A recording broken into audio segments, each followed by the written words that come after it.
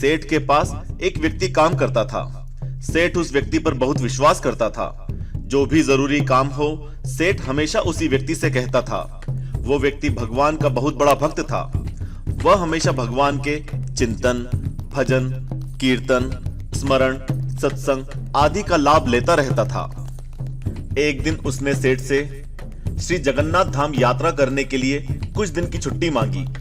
सेठ ने उसे छुट्टी देते हुए कहा, भाई, मैं तो हूं संसारी आदमी, हमेशा व्यापार के काम में व्यस्त रहता हूं, जिसके कारण कभी तीर्थ जाने का लाभ नहीं ले पाता। तुम चाह ही रहे हो तो यह लो 100 रुपए, मेरी ओर से श्री जगन्नाथ प्रभु के चरणों में समर्पित कर देना। भक्त सेठ से 100 रुपए लेकर श्री जगन्नाथ धाम यात्रा पर निकल गया। कई दिन की पैदल यात्रा करने के बाद वह श्री जगन्नाथपुरी पहुंचा। मंदिर की ओर प्रस्थान करते समय उसने रास्ते में देखा कि बहुत सारे संत, भक्तजन, वैष्णवजन हरि नाम संकीर्तन बड़ी मस्ती में कर रहे हैं। सभी की आंखों में आंसुओं की धारा बह रही है। जोर जोर से हरि बोल गूंज रहा है। संकीर्तन में बहुत आनंद आ रहा है।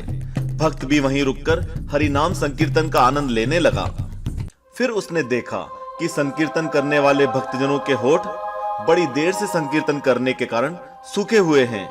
वह दिखने में कुछ भूखे भी लग रहे हैं। उसने सोचा, क्यों ना सेठ के 100 रुपए में से इन भक्तों को भोजन करा दूं।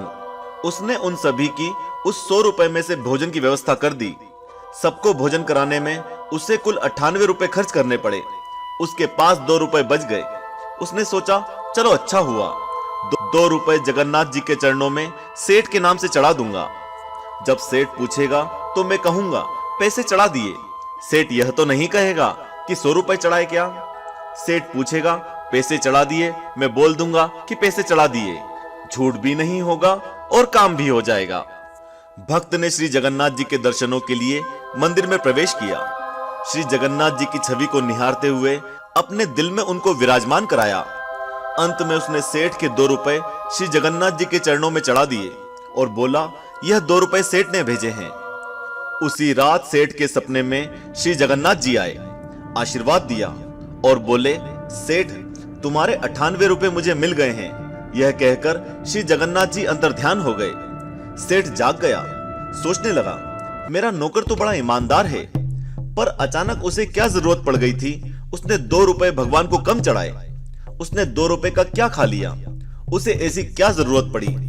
वह सेठ रात भर ऐसा विचार करता रहा। काफी दिन बीतने के बाद भक्त वापस आया और सेठ के पास पहुंचा। सेठ ने कहा कि मेरे पैसे जगन्नाथ जी को चढ़ा दिए थे। भक्त बोला, हाँ, मैंने पैसे चढ़ा दिए। सेठ ने कहा, पर तुमने 98 रुपए क्यों चढ़ाए, 2 रुपए किस काम में प्रयोग किए।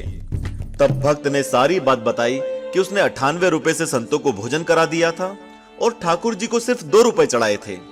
सेठ सारी बात समझ गया और बड़ा खुश हुआ और भक्त के चरणों में गिर पड़ा और बोला, आप धन्य हो, आपकी वजह से मुझे श्री जगन्नाथ जी के दर्शन यहीं बैठे बैठे हो गए। मित्रों, इस कहानी का मूल यह है कि भगवान को आपके धन की कोई आवश्यकता नहीं है।